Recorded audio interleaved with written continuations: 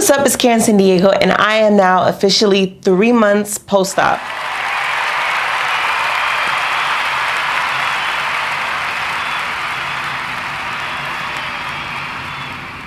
And just a little recap in case any of you are new, I had VSG surgery on March 16th, 2022. That's 3 months ago. Before surgery, I weighed 272 pounds. I am 5'3" tall and 31 years old. That's my stats.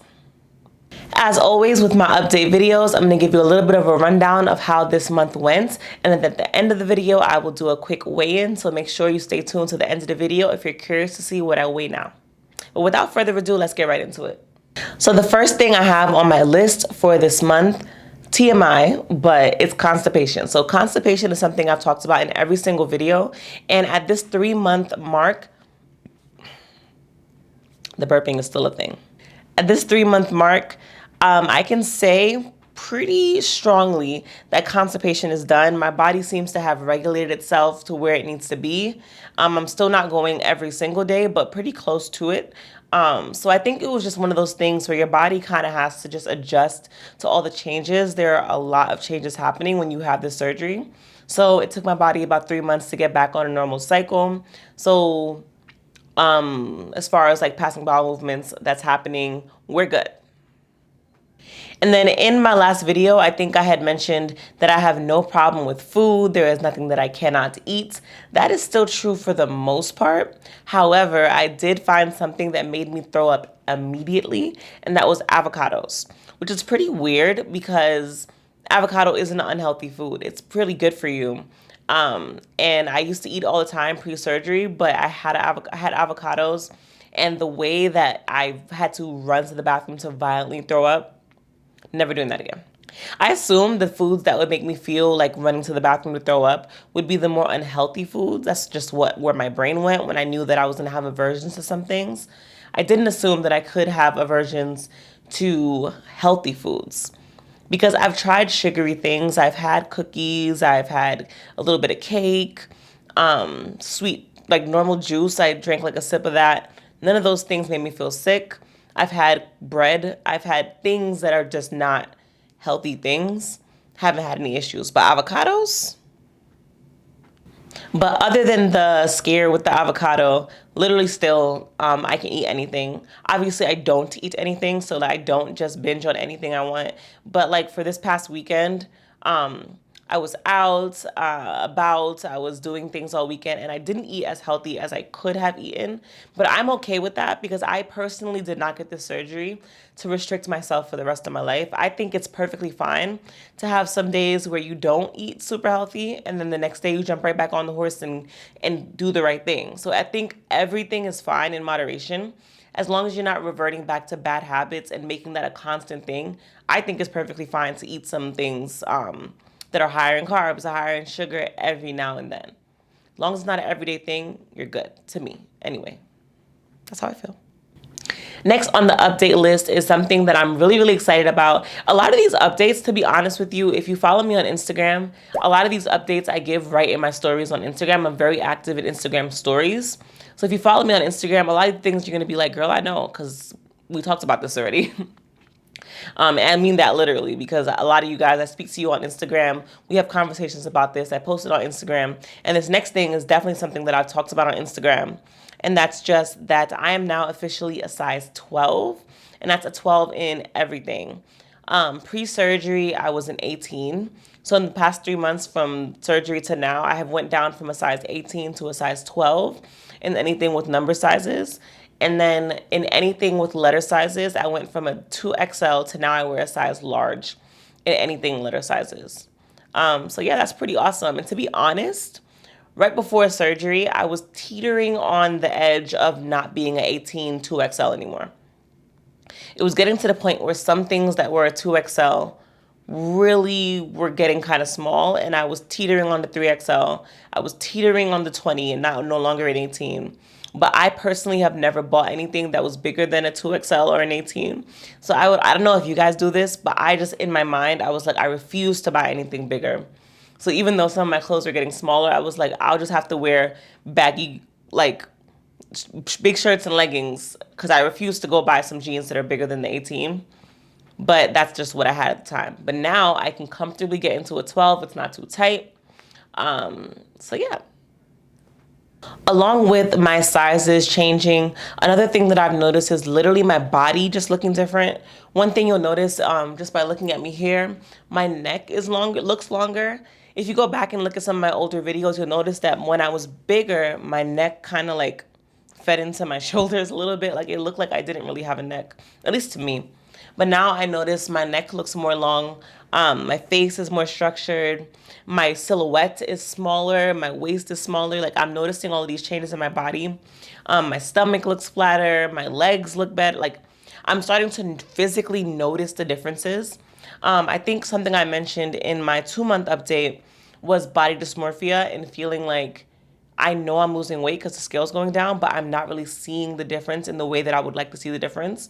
I think the huge difference between month 2 and month 3 is I now see the difference. Like there's no denying it. I see the difference. I can tell I lost weight. Am I 100% happy with my body? Absolutely not. But do I see the difference in the way that I look and feel really happy about that? Absolutely. So although yes, I will say I still do struggle with sometimes with aspects of body dysmorphia and not really seeing really what I look like. But I would definitely say that my self-image is getting better. I'm starting to notice my weight loss, and then it's making me feel like my hard work is paying off, and then that's just having just a positive effect, like a trickle-down effect of positivity for me. But that big difference definitely happened this month. And it was one of those things where like you where like you get out the shower and you like you catch a glimpse of yourself in the mirror and you're like, okay. But not all of the changes that I have been noticing with my body have been positive ones. This next thing that I'm about to share with you is I'm honestly kind of shocked that I'm even willing to share this because of how vulnerable I feel about this thing. But I'll just say that in noticing changes in my body and noticing things get smaller, I have started to notice loose skin. I have loose skin on my arms, my stomach, and my inner thighs. My stomach and my inner thighs, loose skin, I don't feel like is that dramatic to me. However, I am noticing it on my arms in a way that makes me pretty uncomfortable. And it's in a way that I don't necessarily feel is reversible. Like I think the only way to remedy it is to get an arm lift eventually. I'm actually going to show you, and I feel like a pit in my chest as I'm about to do that, but for the sake of transparency, I'm going to show you exactly what I'm talking about. So I'm going to show you, this is my arm here. As you can see, there's obviously still fat in here because I still have weight to lose. But for the most part, this is skin. Like I can take it and I can fold it over. You can see my arm is literally up here. And this right here is all just skin with a little bit of fat left in it. So as I lose more weight and this area becomes less fatty, all of that is literally just going to be skin. And I've talked to doctors about this. I've talked to personal trainers about this. I have searched the internet about this. And I don't think that this is the kind of thing that is going to be able to be fixed in the gym. I don't. Luckily, I'm not anti-additional surgeries. I am perfectly willing to get any sort of surgeries that I need to get after I've hit my goal weight. Reason for that is I feel like after everything that I've gone through to get myself back into a healthy body and to get my weight under control, I'll be damned if I'm still not happy with my body after all of that. So if that takes some additional surgeries for me to feel comfortable, and that I'm not talking about adding anything, like I'm not getting a BBL. I'm talking about like arm lifts, maybe a breast lift, a tummy tuck, a thigh lift, whatever it is that I need, I will get it. I obviously don't want to overdo it. So like I would like to be able to minimize the amount of additional surgeries I need. But at this point in time, based off where I'm at right now, it's looking like the arm lift is going to kind of have to happen. And I'm honestly okay with that. To be honest with you though, I did also have really big arms before. Like my arms have always been bigger than it should be compared to the rest of my body. Whereas my stomach has never been that big. Like I never had like a huge hanging stomach. I never had like a crazy amount of like rolls on my upper body. My thighs have never been like abnormally bigger. Like, so I think when it comes to loose skin, you're gonna get loose skin on the areas that have been biggest the longest. My stomach, although at the time of surgery it was pretty big, that was temporary. Like my stomach had got that big after pregnancy. Before pregnancy, I had a pretty flat stomach even when I was at a heavier weight. Before pregnancy, my legs were pretty toned even when I was at a heavier weight. So the amount of time that you spend in a bigger body or with bigger body parts, I guess, would determine how loose that skin is going to be because of how long it was stretched. My arms have always been big. Even when I was smaller, my arms have always been bigger.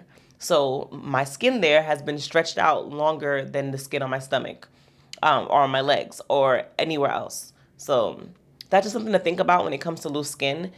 It depends on how long that area was larger. And if it has been for a long time, then loose skin might happen. I know also a factor with it is age. Like people who get this surgery really young, like I know some of you that have talked to me are like between like 18 and 21 years old, like pretty young. I know the younger you are, the less likely you are to have loose skin, even if you were bigger for most of your life. And I know that is just because of the age of your skin, the elasticity in younger skin. Whereas I'm not super old, but I'm definitely not young in the sense of having super elastic skin. So I say all of that to say that loose skin can happen. I think I will have some, and I'm just, it is what it is. Let's move on. Next thing that I did want to talk about was vitamins. So I talked about in a few videos that the bariatric vitamins, first of all, the chewable ones were horrible, couldn't do it. After the chewable vitamins, I moved on to the bariatric pill form vitamins. Those also, I could tolerate them for like a week. After the week, I could not any longer tolerate the pill form multivitamin. I think because a bariatric multivitamin has so much vitamins in there, it was too much for me and it made me sick. It didn't matter if I took them on a full stomach. It didn't matter it didn't matter what the circumstances was. I felt sick every time I took that multivitamin. So then through searching on the internet, I found out about the patches, and I've been rocking with the patches for a while now. However, I just had a doctor's appointment the other day, and my nutritionist actually said that she had just came back from like a seminar, and the seminar said that there isn't a lot of research that proves that the patches even work, so she doesn't recommend them. And while, yes, I know that other people's doctors have recommended them, I'm of the philosophy of sticking to what my nutritional team and my doctors say. So she told me that I should be taking a different type of vitamin, so that's what I'm going to do. If your doctor says that the patches are fine, by all means, keep taking it. I just follow what my team says. So they told me that the patches, there's no science behind that. They don't recommend, so I'm going to stop. She did recommend me getting like a regular multivitamin, like the Centrum or Women's Best and, those type of things, and just taking like 2. So I think I'm going to try getting like a normal multivitamin, taking 1 in the morning, 1 in the night, or something like that, or maybe 2 at night or anything, because I know at night is better because you're less likely to feel sick. But I'm going to try that. I haven't bought one yet, so I'm still rocking with the patches for now until I can replace them with another type of multivitamin. And sort of related to multivitamins, because some people think these things are related. I'm not sure if I think so, but the jury's still out on that, is hair. So thinning hair. A lot of people ask me almost every single day, I get a question about if I'm losing my hair. And that's because hair loss after VSG is very normal, especially around this 3-month mark. Usually it starts happening for people around 3 to 6 months is when hair loss starts to happen. Once again, if you follow me on Instagram, we've talked about this over there. On Instagram, a few weeks ago, I showed that I had washed my hair and a significant amount of hair came out in the shower. So I posted on Instagram that I felt like I was starting to enter into that hair loss phase. However, after that, it seemed like that was an isolated incident. After that, I have not experienced any more hair loss. So I don't know if there was a different reason that so much hair came out in the shower that one time. But since then, I have not experienced more hair loss. So because I don't know how this works, I don't know if it's just like a thing that happens every now and then, or if when you're really losing hair, if it's just like coming out in clumps, like every day. Because for me, it was just that one day. And then since then, we've been good. My hair is still thick. I had mentally prepared myself that if my hair did start to fall out, that I was just going to roll with it and get a wig. But as of right now, my hair seems to be holding up pretty good. So let's just keep our fingers crossed and hope that that stays that way, because I genuinely love my hair. Next thing I'm bringing up for this month is something that I think is really, really important to talk about, especially if you are new to this journey and have not yet gotten surgery. This is something to think about. And that's that I'm starting to notice that there are certain foods that go down very easily. And when I'm talking about these foods that go down very easily, they're usually things that are not the kind of thing that you want to eat in excess, right? So we're talking about junk food. So things like cookies and crackers and chips and cakes and things like that. All that, all of that stuff goes down really easily. And when I say goes down easily for anybody who is new to the surgery, I mean, it seems like I can eat them as if I didn't have surgery. Whereas like if I was to go eat some chicken or some salmon or even potatoes, I get full very quickly. There are these foods, and they're in the community, they're called slider foods that go down very easily, and it seems that you can eat a lot of them. So I'm starting to notice that these things happen, and sometimes I realize that because of that, I'll mindlessly eat them. And I had to be able to be like, no, if it's a food that's like that, I don't even want to keep it in my house. And if I'm keeping foods that go down like that in my house, I need to be very conscious of what kinds of foods they are. So that means instead of keeping potato chips in the house, I'm going to keep something in the house that is lower in carb, that is the same type of vibe. And I'm planning a whole video about all the kind of snacks that I do like to keep in my house. Because every now and then you want a snack, but I want to make sure that I'm not overdoing it. Prime example of this is, for those of you who do not know, I'm a teacher, and Cheez-Its is a snack that my kids get in their snack bins all the time. The little personal size Cheez-It bags. And normally, I eat them all the time with them. Normally, I'll open it, I'll take out like 3, I'll hand it to another teacher, and I'll eat just 3 of them and then go about my business. The other day, we were watching a movie with the kids, so I had the Cheez-Its bag, and I was just eating them. And then I noticed I had eaten the entire bag of Cheez-Its, flipped the bag over, and noticed that it had 24 grams of carbs. Is 24 grams of carbs going to be the end of the world? No, it's fine. You can have carbs, indulge in carbs. However, do I want to get 24 grams of carbs from a snack with hardly any nutritional value? Absolutely not.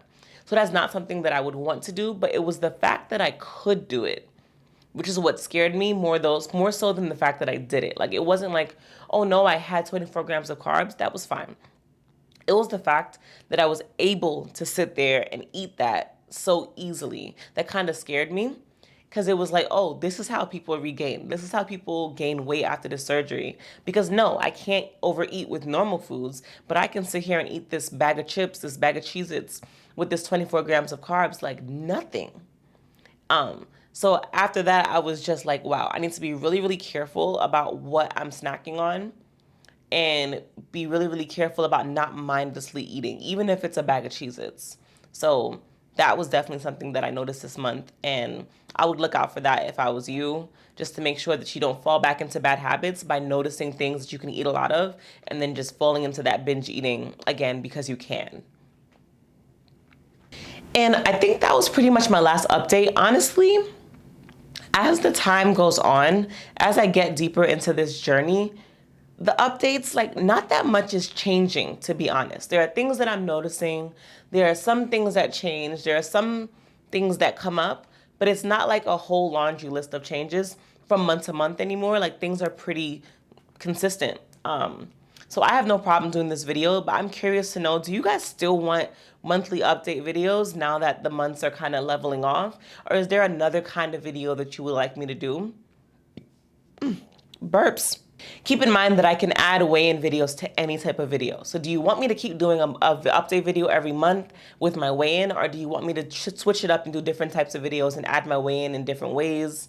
I don't know. I'm open to advice here. Please let me know in the comment section if you want me to continue doing this, or if you have another idea of how I can get this information to you.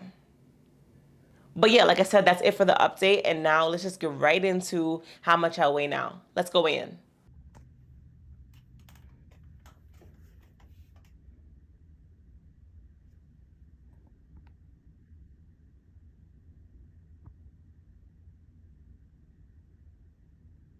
So as you can see, I am now 216 pounds. That is exactly a 10-pound loss from my last video. So last video at my 2-month update, I was 226 pounds. So in the past month, I have lost 10 pounds. Now, when I say that, it's like, is 10 pounds a lot of weight? To me, yeah.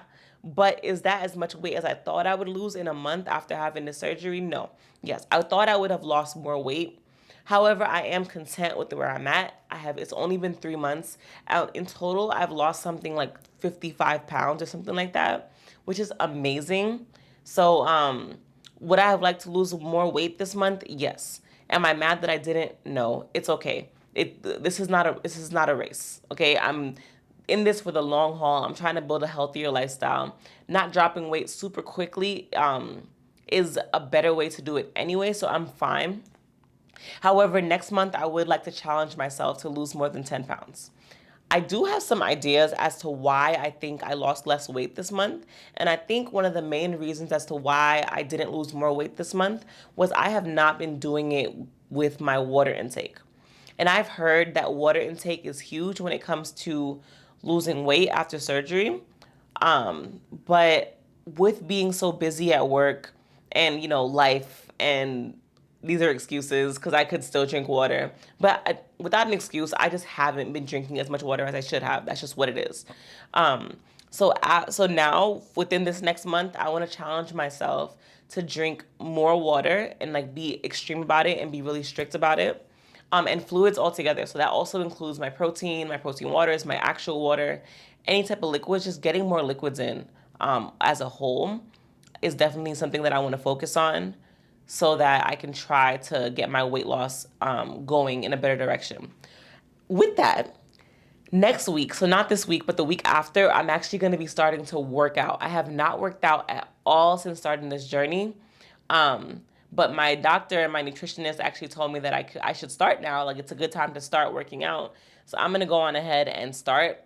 Mind you, I was cleared to work out since like a month after surgery.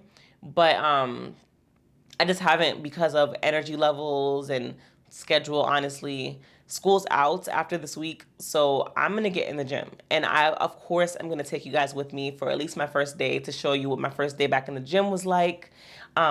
So between upping my water intake this month and getting back into the gym this month, I think I'm really, really excited for what my 4-month update is going to be. Because I think as long as I do this the right way, I think that month four might be something special. We'll see, but stay tuned for month 4. But yeah, that's pretty much it for these updates. Like I said earlier in the video, if you would like to see more videos like this, please let me know in the comments. And if you have a different idea for how I can give you these updates or types of videos that you would like to see from me, please also let me know in the comments what you would like to see from me. Make sure you have that notification bell clicked so you never miss a video. Make sure to subscribe, and I will see you in my next video. Where in the world is Karen San Diego? From BK to Belly, it's anywhere she say so. She changing your life, can see it straight through her eyes. And sister